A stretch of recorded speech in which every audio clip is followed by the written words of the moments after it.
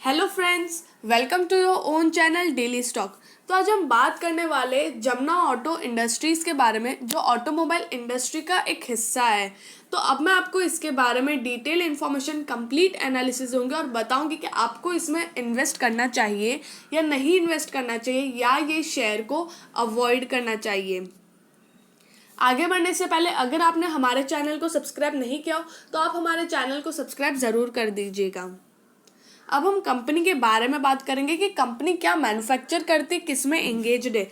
Jamuna auto industries limited is a provider of automotive suspension solutions for commercial vehicles. Commercial vehicles तो आपको पता ही है, सब तरह के व्हीकल्स, और उसमें जमुना ऑटो इंडस्ट्रीज क्या मैन्युफैक्चर करती, कोई ऑटोमेटिव सस्पेंशन सॉल्यूशंस। अब वो क्या होते हैं, मतलब वो अलग अलग चीज़ें होती है।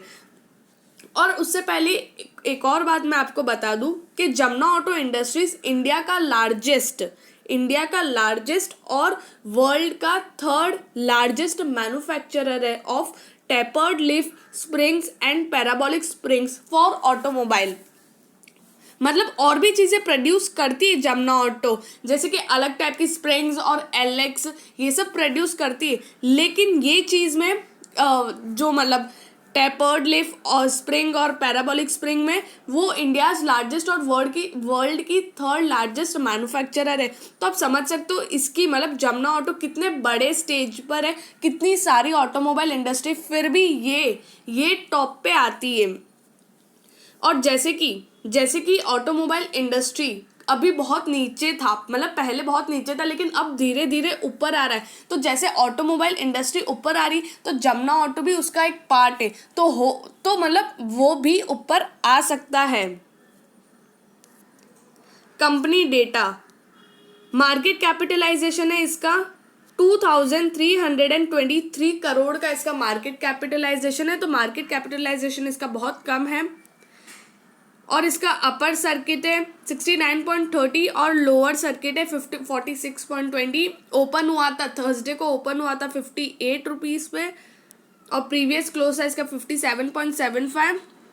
डिलीवरी देखेंगे हम 20 डेज का एवरेज डिलीवरी तो है 8,78,408। इतने शेयर्स की डिलीवरी ली गई है। सेक्टर का पीए 37.09 और जो शेयर का पीए ट्रेलिंग 12 मंथ्स पी इनका 142.20। मतलब अगर आप सेक्टर के पी से कंपेयर करते हो तो कंपनी आपको महंगे भाव में मिल रही है। डिविडेंड यील्ड है इसका 0.69, पीबीए इसका 4.49, और जो पुट और कॉल रेशियो है इसका 40.21। मतलब इतनी पुट और कॉल इसकी उठाई गई है। फाइनेंशियल ट्रेंड में बहुत बड़ी वाली गिरावट दिख रही है, जहाँ पे मतलब 2017 से 2019 तक सिर्फ इंक्रीमेंट था। 2017 में 1.29 थाउजेंड करोड़ का रेवेन्यू था, which increase to 1.74 thousand crore in 2018, and in 2019 में भी इन्होंने 2.14 थाउजेंड करोड़ का रेवेन्यू किया है। लेकिन 2020 में आप गिरावट देख रहे हो, मतलब 2017 से भी कम हो चुका है इनका रेवेन्यू। 1.14 थाउजेंड करोड़ का इनका रेवेन्यू हो गया। तो बहुत गंदा वाला, बहुत ही गंदा वाला ये इसकी गिरावट हुई है। जहाँ पे आप प्रॉफिट देखोगे तो प्रॉफिट इंक्रीमेंट में था, लेकिन 2020 में सिर्फ 0.04 थाउजेंड करोड़ का इनका प्रॉफिट हुआ है। तो प्रॉफिट में भी बहुत गंदी वाली गिरावट आई है।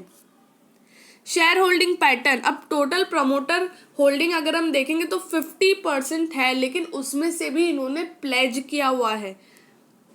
प्लेज क्यों किया हुआ है? क्योंकि इनको पैसों की ज़रूरत होगी, या फिर इनका ऑपरेशंस हैंडल नहीं हो रहे, उसके लिए आप इनको पैसों की ज़रूरत होगी, तो उस वजह से इन्होंने शेयर प्लेज किए हुए हैं। म्यूचुअल फंड इसका 5.35%, म्यूचुअल फंड में इतनी होल्डिंग है, और डीआईआईज में 0.32%, एफआईआईज में है 6.34%, और रिटेल एंड अदर्स छोटे मोटे इन्वेस्टर्स है उनका है 37.97%। तो अगर आप देखोगे तो प्रमोटर्स ही सबसे ज़्यादा है, लेकिन फिर भी रिटेल एंड अदर्स ने भी बहुत अच्छी वाली, मतलब बहुत अच्छे वाले मतलब इतने सारे लिया हुआ है, इतने सारे शेयर्स रिटेल एंड अदर्स के पास है 37.97%। शेयर होल्डिंग पैटर्न देखेंगे तो यहाँ पे कंपनी ने अपना स्टेक, प्रमोटर्स ने अपना स्टेक इंक्रीज किया है, तो वो अच्छी बात है।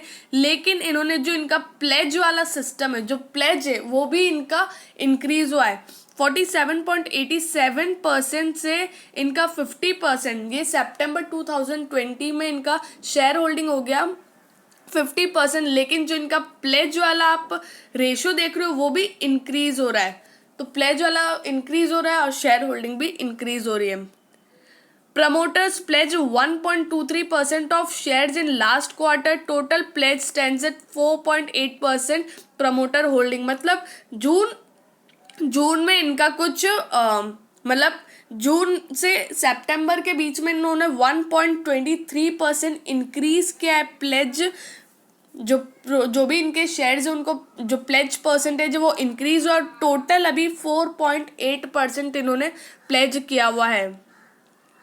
Promoters have increase holdings from 49.37% to 50% in सितंबर 2020। हाँ, तो इन्होंने अपनी होल्डिंग इंक्रीज की है।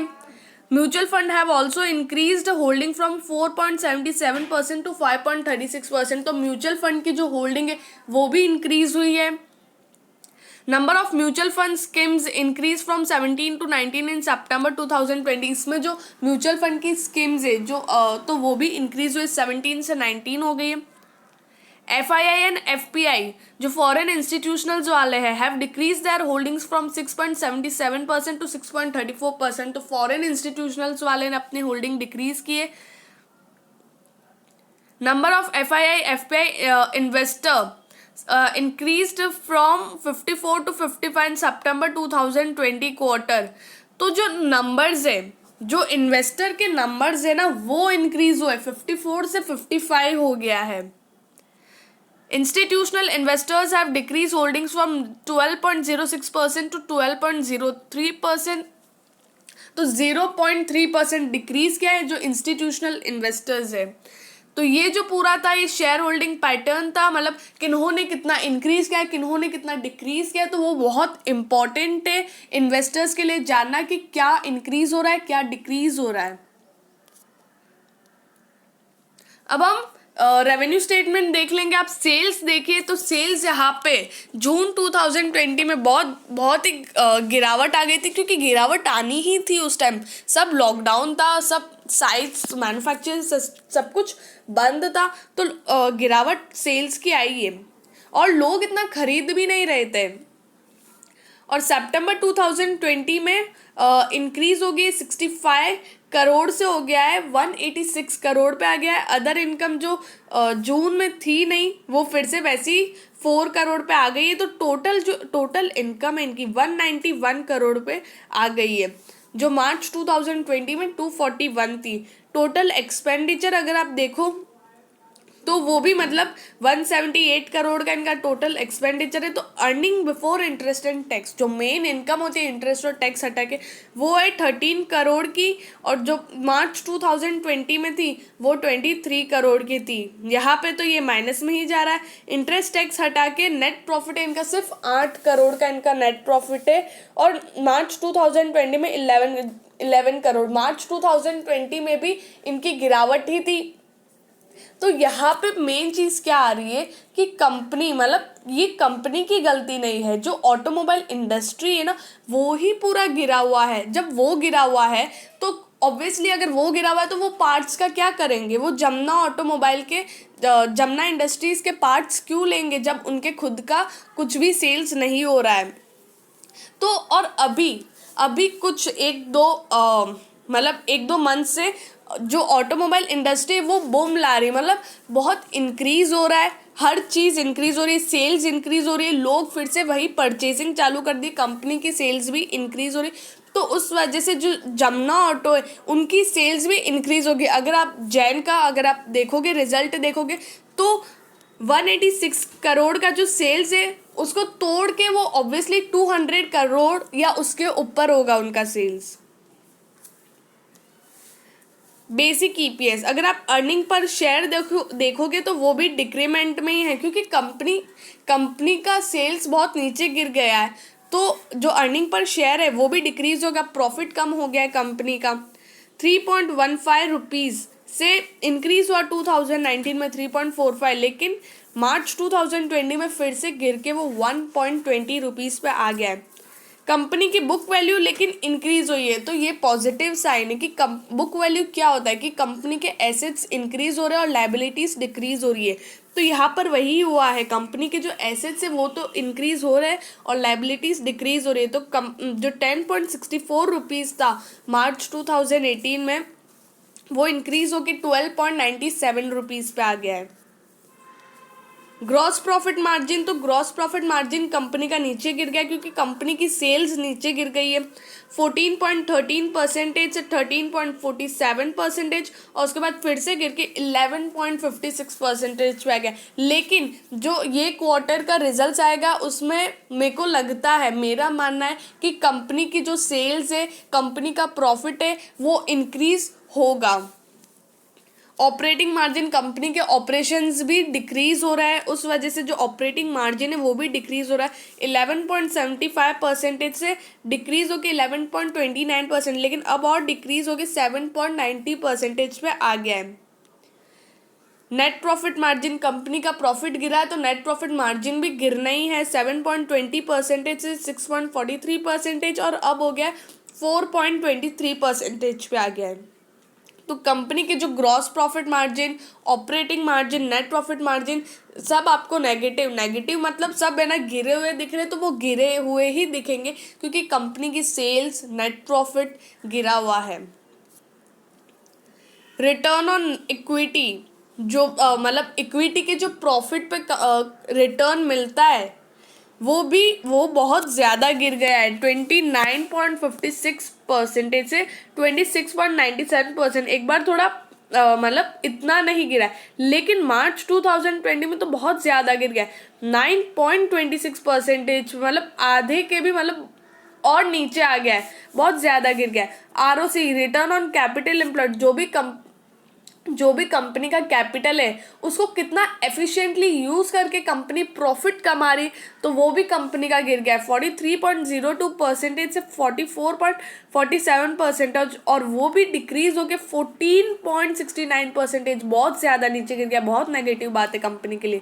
रिटर्न ऑन एसेट्स 15.87% से 12.87%, और अब तो आधा हो गया 6.05%। तो कंपनी के जो एसेट्स है उस पर कितना रिटर्न देते हैं, तो कंपनी उसमें भी अच्छे से रिटर्न नहीं दे रही है और उसमें भी आपको डिक्रीमेंट, बहुत ज़्यादा वाली डिक्रीमेंट दिख रही है। तो जो रिटर्न रेशोज़ है कंपनी के वो तो बहुत ज़्यादा गिरे हुए हैं। करंट रेशो, लेकिन करंट रेशो कंपनी का इंक्रीज हुआ है और क्विक रेशो भी ठीक ठाक है, मतलब 0.69 से 0.62। तो कंपनी का जो कैश फ्लो है और मतलब जो कंपनी का कैश फ्लो है वो अच्छे से मतलब वो इंक्रीज हो रहा है, तो यहाँ पे कोई आपको मतलब दोहराई वाली बात नहीं, कोई भी ऐसी दिक्कत वाली बात नहीं है।